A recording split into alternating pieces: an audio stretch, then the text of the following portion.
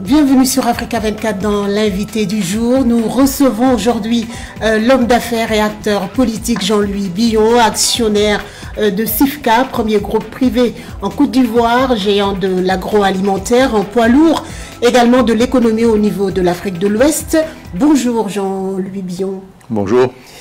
Vous étiez le parrain de Back to Africa, un événement qui s'est tenu les 30 et 1er octobre dernier ici à Paris, un grand événement consacré à l'entrepreneuriat en Afrique et au retour de la diaspora sur le continent. Quel était votre objectif en tant qu'entrepreneur d'accepter de parrainer cet événement? Alors, c'était important pour moi de pouvoir conscientiser les Africains de la diaspora sur le retour en Afrique. Diverses formes de retour. Un investissement depuis ici ou d'ailleurs vers l'Afrique, ou bien un retour physique, s'installer en Afrique, parce que l'Afrique a besoin de toutes ses compétences, et nous avons d'énormes valeurs qui se sont expatriées ces dernières années, ces dernières décennies, et il faut toujours garder un lien avec la mère patrie, avec le continent. De nombreux jeunes d'origine africaine ont répondu présents. Beaucoup ont assisté à vos masterclass. Qu'est-ce que vous leur avez proposé en termes d'accompagnement dans leur projet d'aller entreprendre en Afrique? Alors, en fonction de leur profil, parce que, comme je dis, la diaspora, elle est très variée, et vous en avez qui souhaitent rentrer, d'autres qui souhaitent rester ici tout en investissant en Afrique. Et le message le plus important, c'est que l'ensemble de l'Afrique est en construction. Et tous les secteurs sont des secteurs porteurs pour le futur. Donc il y a de la place pour tout le monde en termes d'installation, en termes de compétition. Et ce sont aujourd'hui des secteurs économiques dans lesquels on ne trouve pas forcément de nationaux, d'Africains. Et il est important que tous ceux qui en ont la volonté, qui en ont la capacité, pensent à revenir et prendre une place tout simplement qui est la leur, et de participer à cette croissance africaine qui est visible, qui est vécue et qui va continuer tant que nous serons en croissance. Quelle est votre implication personnelle dans cette volonté de connecter la diaspora au continent? Bon, c'est la raison essentielle de ma présence lors du forum. J'ai été moi-même à l'étranger longtemps avant de rentrer et j'ai vu le parcours que j'ai pu faire en rentrant.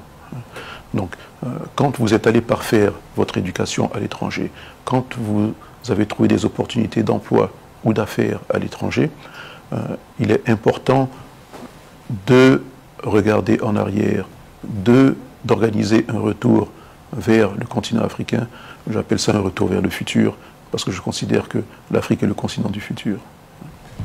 Quels sont les principaux obstacles justement soulevés par les Africains que vous avez rencontrés durant cet événement Back to Africa? Vous avez discuté de quoi? Oui, alors on a beaucoup de camarades qui sont partis depuis tellement longtemps qu'ils ont même oublié le pays, qu'ils ont oublié, je ne dirais pas leurs origines, mais les codes, les modes d'emploi dans leurs pays respectifs.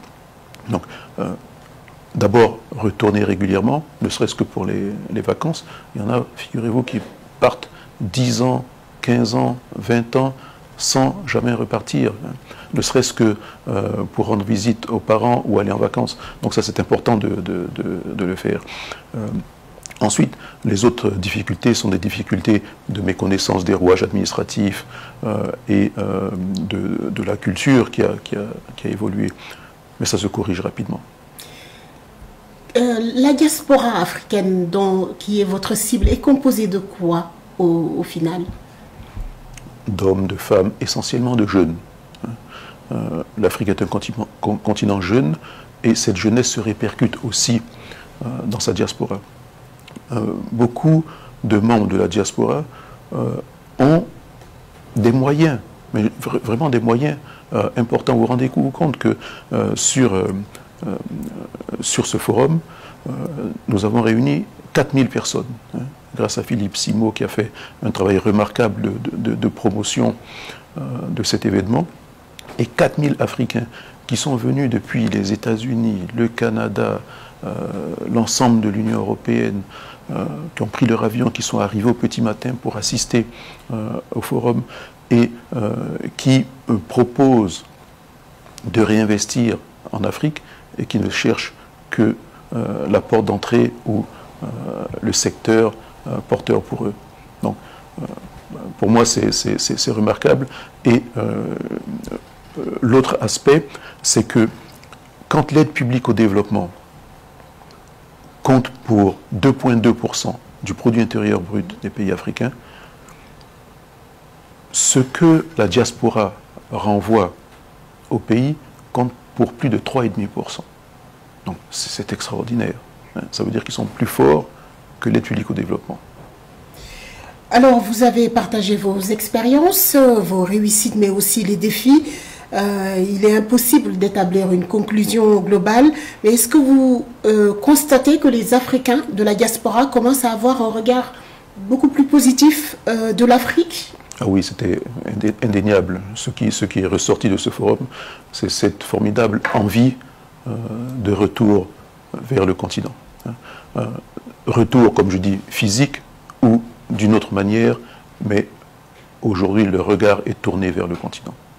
C'est important pour l'Afrique de faire du giving back. C'est important. D'aller vers cette diaspora pour pouvoir se développer économiquement.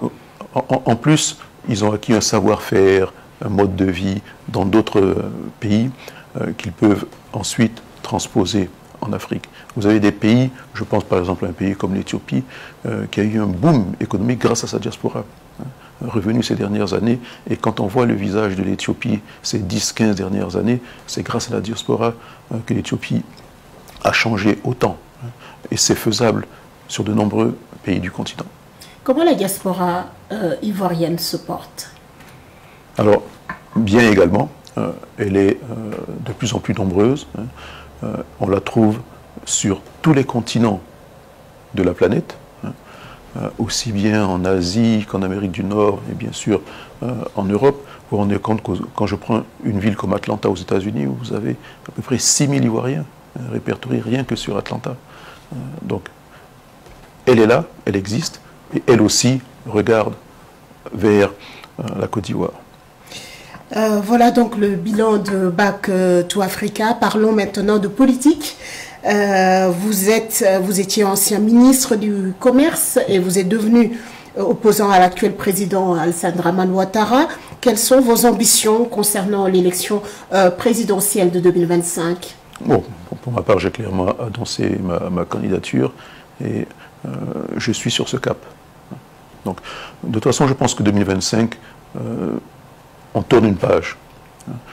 C'est une nouvelle génération d'acteurs politiques qui va arriver et il faut souhaiter que ça se passe pour le mieux, pour la Côte d'Ivoire, pour les Ivoiriens, qui veulent également tourner la page des différentes crises passées et avoir une démocratie apaisée, orientée vers le développement et plus d'équité pour tous.